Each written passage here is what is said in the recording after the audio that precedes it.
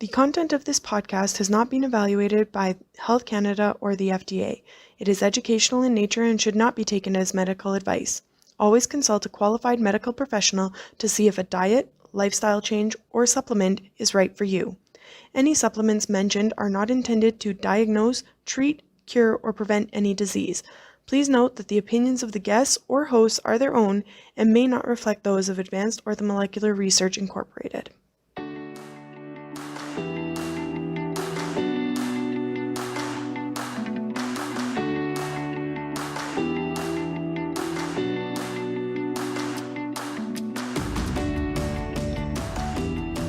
Welcome to Supplementing Health, a podcast presented by Advanced Orthomolecular Research. We are all about applying evidence-based and effective dietary, lifestyle, and natural health product strategies for your optimal health.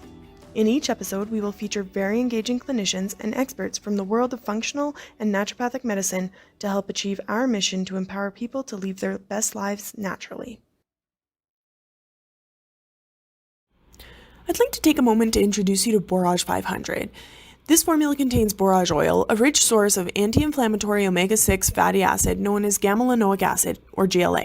Although a high ratio of omega-6 to omega-3 fatty acids is typically thought to cause inflammation, studies have shown on the contrary, supplementation with GLA has anti-inflammatory effects. This means that GLA is especially effective in treating inflammatory conditions such as rheumatoid arthritis and eczema. AOR uses organic cold-pressed hexane-free borage oil as a source of GLA in Borage 500 because it contains 2 to 3 times more GLA than the conventional evening primrose oil. It is formulated in carrageenan-free vegan soft gels, offering optimal absorption and sustainability for various dietary preferences or restrictions. Purchase yours today at your local retailer or online at aor.ca. Hello, everyone. Thanks for tuning in to Supplementing Health. I am thrilled to be welcoming back Jess Stupak today to discuss inner beauty and skin healthy foods. For those of you who have not yet met Jess, she is a certified holistic nutritionist originally from Ontario, but now lives in Vancouver, BC, who found her passion for nutrition and skin through her own health journey with Candida and acne. If you haven't listen to her previous episode, I would urge you to learn more about this topic by checking out episode 19 of Supplementing Health. And now, without further ado, let's get chatting. Hi, Jess. Welcome back. Hi, Cassie. Thanks so much for having me. So to kind of get started, would you mind explaining what inner beauty means to you? Yeah, so inner beauty, I would say that's where everything begins. If you're looking for clear skin, stronger hair, you want to make sure that you're working from the inside out. I think that this is something we always talk about. We always hear about how everything we eat will show on the outside, and it's honestly so true. I get so many questions in like my DMs or in my email regarding supplements for hair, skin, and nails, and everyone looking for just a supplement. But to be honest, everything starts from within, and I think that diet plays the biggest role, as well as stress in the body. And so when we're thinking about inner beauty, I think we really want to consider what we can do before taking on a supplement, and also what we can do before trying out a new skincare routine, new makeup, that kind of thing. I think inner beauty is something that we don't focus too much on, and I think it can make the absolute biggest difference in our lives. I completely agree. There are kind of two categories with inner beauty, which is the physical inner beauty, which kind of involves the improvement of physical health from the inside out, like you were talking about. And then there's also mental inner beauty, which is the mindset around it. And foods can affect both. So do you have suggestions on foods that kind of are just staples or things that can affect both your physical and mental inner beauty that you should really be cognizant of? Yeah, so I would say especially like physically, you can see it on your skin when you're eating well or when you aren't eating well. You can see it in the way you move with your fatigue, performance at work.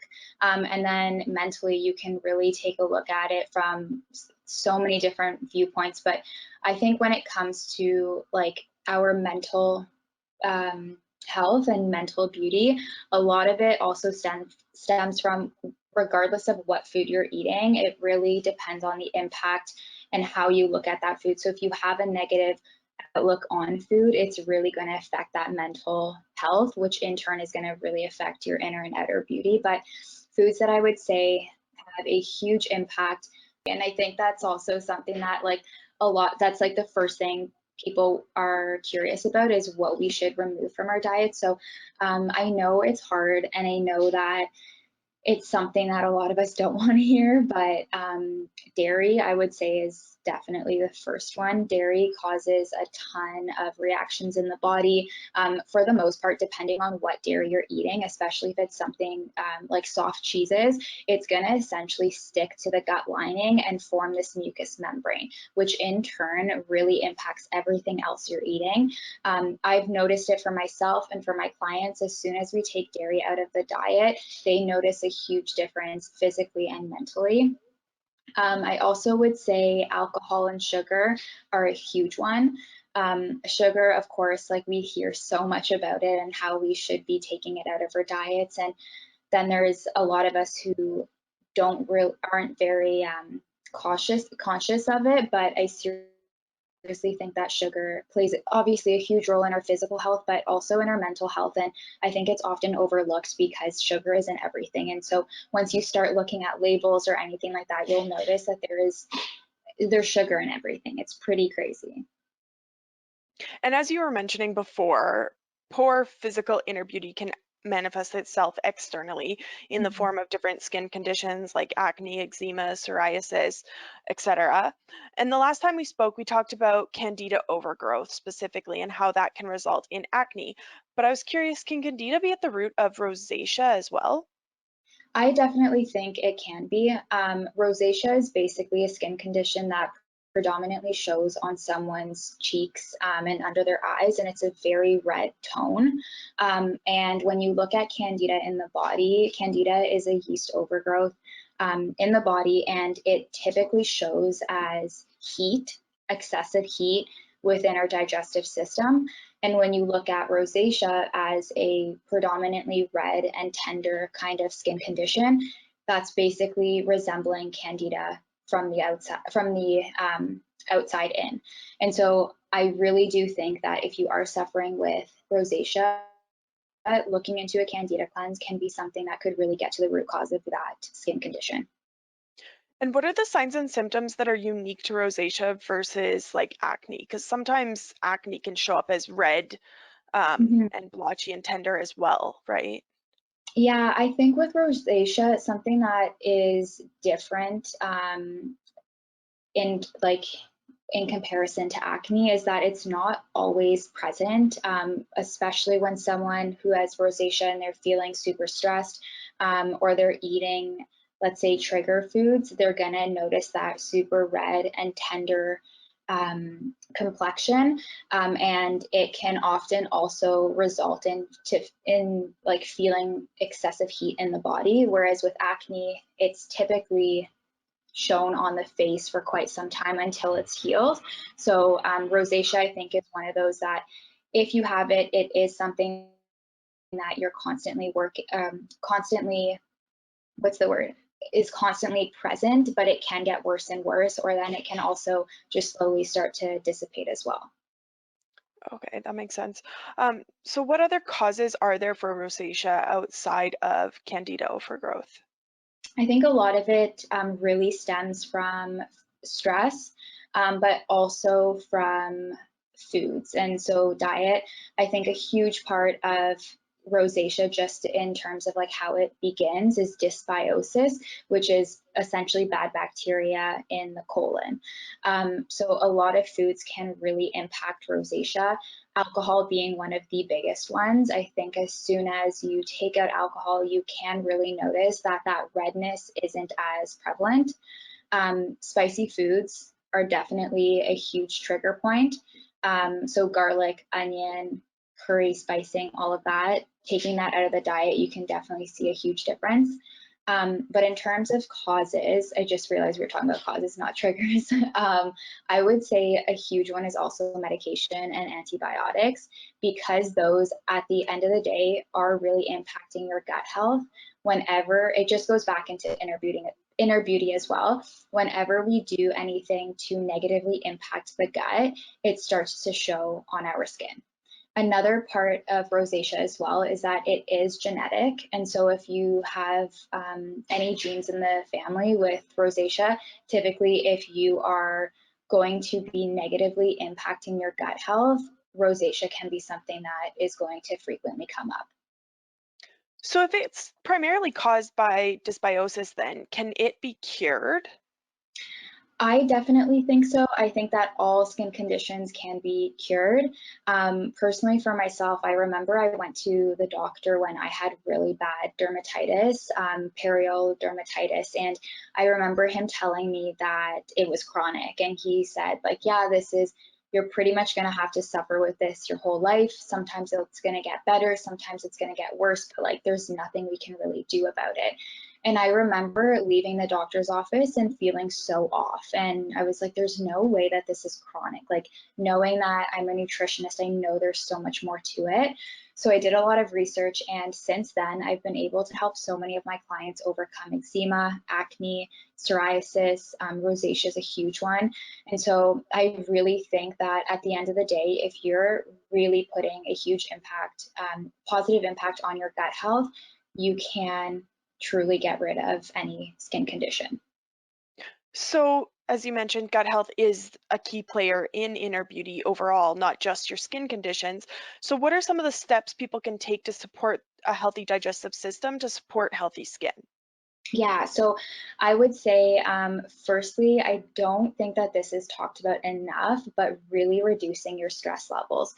I think, especially with what we're currently dealing with in the world today, it is so important to put your mental health first, whether that is going out for walks, meditation, journaling, reading more, disconnecting off of social more than you typically do. I think it is really important for us to put that first because stress impacts our gut to an extreme that you would never believe.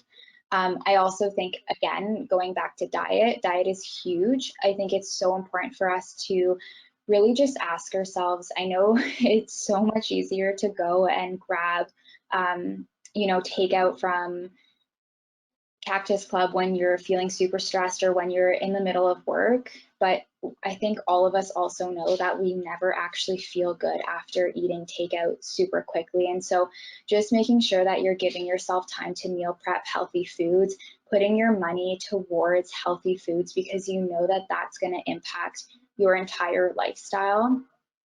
Also, a huge one is making sure you're having proper bowel movements, at least going to the bathroom at least once a day. I think a lot of us also, I've experienced this in my practice, is that most of us think going once a week is normal, and it's not. That's considered constipation. And some people would actually even argue that going once a day is considered constipated. So making sure that bowel movements are regularly happening every single day. And just making sure, like, really listening to your body and giving it what it needs. If you feel like you're craving a ton of sugar all of the time, instead of really feeding your body that sugar, try to get to the root cause of that. And whether that's working with a nutritionist or trying to figure this out on your own, doing a Candida diet would be incredible. I think all of us can actually benefit from doing a Candida cleanse. I personally practice one at least once a year. And yeah, just like really honing in on that holistic lifestyle because your gut is honestly the most important part of your body. Yeah, for sure. It's incredible the connections that we see between the different systems within the body. Um, and a lot of those steps that you mentioned actually can help to reduce inflammation in the body as well overall, right? And Yes. inflammation we hear is a huge part of a lot of acute and chronic conditions. So what specific role does uh, inf excess inflammation play in a lot of these skin conditions that we've been chatting about? Yeah, I think that with inflammation in the body, a lot of us don't really, I don't think it's talked about enough. We often think that inflammation is something you experience if you have arthritis or if you're like above the age 50, that's when we really start to talk about inflammation. But all of us experience inflammation, whether it's from what we're eating, what from stress, medication, antibiotics, the birth control pill, all of that is causing inflammation. And essentially what happens in the body is as soon as it gets to a point where we're like the gut is super inflamed, it's going to start to travel towards the skin. Our skin is the largest detox organ in the body. And so as soon as we start to see acne, rosacea, psoriasis, eczema, that's our body essentially saying, hey, wake up, I need you to support me because all other detox pathways aren't working efficiently.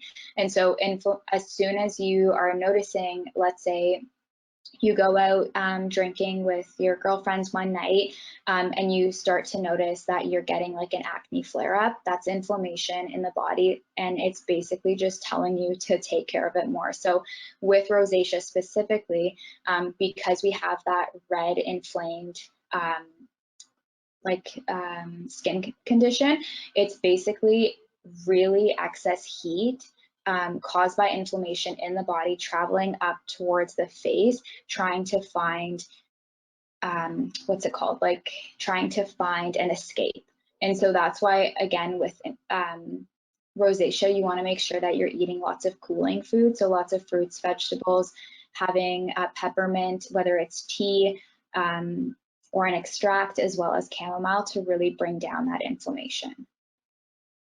Another factor that helps to address inflammation in the body are essential fatty acids like omega-3 and omega-6. Are there other benefits to skin health overall that increasing your intake of healthy mono and polyunsaturated fats can have? Yeah, so with omega-3s and omega-6s, they really help to actually create hydration in the body, which in turn really helps to support our skin health. So a lot of us often hear that water really helps to hydrate our skin, but it's actually omega-3s and 6s that really allow us to do that. So of course, omega-3s and omega-6s are really important for so many other factors, digestive health, hormonal health, really helpful for reducing inflammation. And so having those in your diet, whether you are having them as foods or taking it as a supplement, can really help the overall picture of inflammation.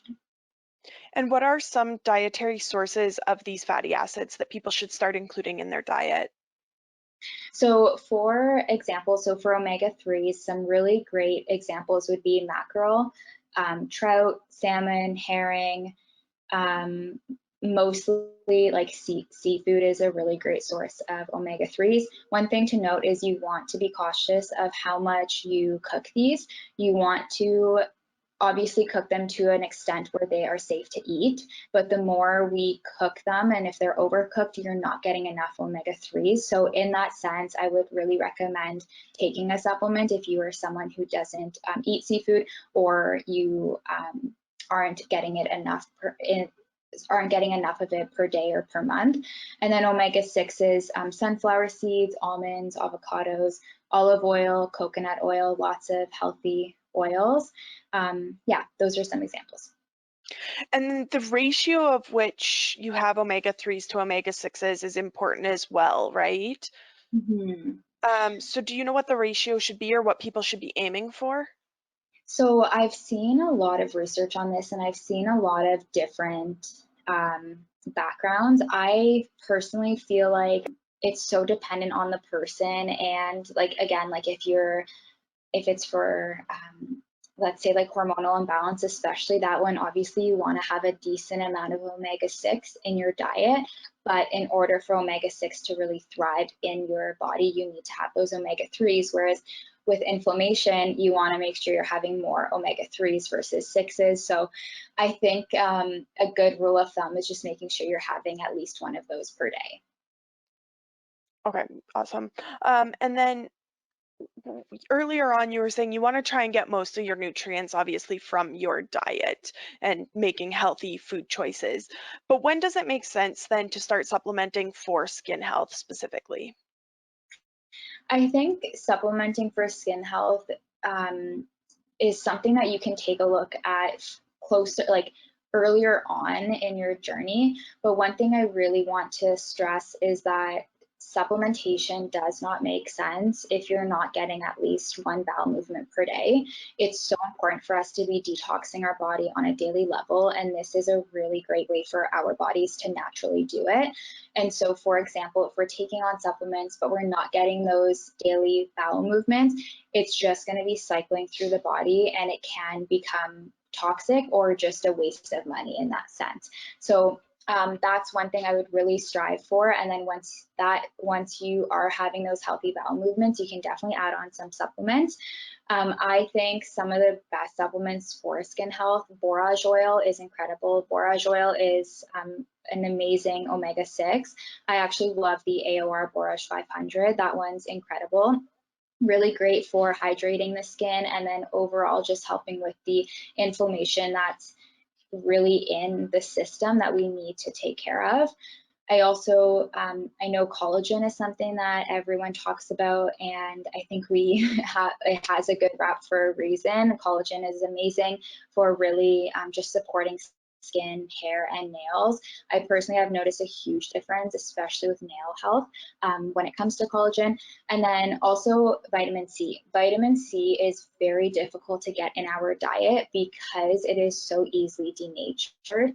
As soon as we add in heat or excessive cold to vitamin C sources, it denatures. So for example, in the wintertime, we're often cooking our meals. And so red peppers are an incredible source of vitamin C, but for the most part, during the winter time, probably we are cooking or frying it or whatever it is. And so in that sense, it actually denatures it. So I think it's crucial for us to be taking a vitamin C supplement in the winter time to really help increase that vitamin C store. And also vitamin C helps to produce or helps in the formation of collagen. So they really work well together. Awesome. And as a bit of a sidebar, or circling back a little bit here, you mentioned that regular healthy bowel movements are crucial to that detox process and supporting the system's ability to absorb your nutrients overall. So Mm. outside of increasing your water intake and increasing your fiber intake, are there other things you suggest for people to help reach that or attain that goal of a regular daily or multiple times a day bowel movements? Yeah, I think there's definitely a lot of things that you can do. Firstly, starting off with diet again. I know I keep going back to it, but it's just diet plays an incredibly crucial role in our health, as we all know. So if you are someone who is struggling to get bowel movements, I definitely recommend taking a look at what you're eating. Something I really love to do with my clients is get them to write down a 3-day food journal and actually write down every single symptom that they feel after their meal, whether it's positive or negative, and then also write down when they have a bowel movement. It's really easy to track what's actually going on in a day-to-day on a day-to-day basis when you have it written down. Personally, for myself, even if I'm feeling really low in energy, I'll actually write down what I've been eating for the past 2 days, and then I'll look at the journal and I'm like, oh, okay, that makes sense. I've barely had any protein. And so having to write it down, it really helps you connect with your body and what you're actually taking in. So I recommend like taking some of the foods that you can take out of that diet are dairy and gluten. Those are probably the two most common food triggers, especially when it comes to constipation. Um, and then, of course, having lots of omega-3s and omega-6s, that's going to help to lubricate your bowels and increase bowel movements. And another thing that I also really like adding on to my diet or my client's diet is apple cider vinegar. So with apple cider vinegar, you want to be very careful. You want to really dilute it. But the way that I take it is I will do about a teaspoon or a tablespoon of apple cider vinegar and about 2 to 3 tablespoons of water. And I'll just take it like a shot or drink it. And this is something that really helps with kind of just breaking down foods a lot further than what we're used to. And in that way, it'll really help to increase those bowel movements because for the most part, a lot of us aren't chewing our food. And so what happens in the digestive system is that it's working overtime trying to digest that food for you. And what can be caused by the aftermath of that can be constipation. Okay, no, that totally, yeah, that makes sense. When you mention apple cider vinegar, I know there's like ACV gummies that are out there. There's multiple different types and brands of ACV. Is there specific attributes someone should be looking for in the apple cider vinegar that they do decide to take? Yeah, definitely. So with apple cider vinegar, it is important to get it organic and with the mother, as Okay. well as having it in a glass jar. It's important for it to be in a glass jar. I think that at in Costco you can get it like a massive jug of it, and I believe it's in plastic, but I think it's super important to make sure it is in glass just because you don't want to expose yourself to estrogens, which can cause an imbalance in hormones over time. But I really think that the best way to get apple cider vinegar in your daily lifestyle is just through the liquid, the real thing. The vinegar. It doesn't taste good whatsoever, but it doesn't have any added ingredients in it, no added sugars, no artificial sugars, none of that, versus some things like apple cider vinegar gummies. They're filled with a ton of ingredients, and you're probably only getting a tiny amount of apple cider vinegar in with that gummy, and it's not doing anything close to what the real thing would do. And you had mentioned that cooking can denature foods, specifically like for our vitamin C. If you're Mhm. cooking with ACV, could that denature it as well? Does it have to be the raw version, or can you use it in different recipes? Like I know I like to use it in my taco meat seasoning, or on like my Brussels sprouts. Yeah, in all honesty, that's a really good question. I actually don't know the full extent to that. I would assume that if you're using it in like cooking and you are heating it, it probably would denature some of its value. I think it's always best to take it in raw. But I do still think that I'm assuming if you're having it in foods in that sense, it's still helping with your digestion. Okay, awesome. Um, well, I think we're getting close to time here. So, did you have any exciting groups or anything coming up? I know you just finished your 3-day detox group that you had, or sugar detox that you'd had going on. So, I was curious if you had any new exciting ones coming up that you wanted to share with the listeners. Yeah, that was so much fun. I actually just launched a membership site not too long ago, and doors are currently closed. But for anyone who listens to this podcast, if you're interested in getting in, we're going to be talking about a lot of high level holistic nutrition. Information, especially revolving around gut health and supplements. So if you're interested and you are listening to this podcast, send me a DM on Instagram. It's just Nourish with Jazz. And I'd love to see if it's something that I can get you in sooner than later. Awesome. Well, thank you again for chatting with me, Jess. It's always lovely to converse with you, and I appreciate you taking the time to share all this information about inner beauty and ways that we can work towards supporting that outer beauty at the same time. Thanks for having me, Cassie. It's always a pleasure.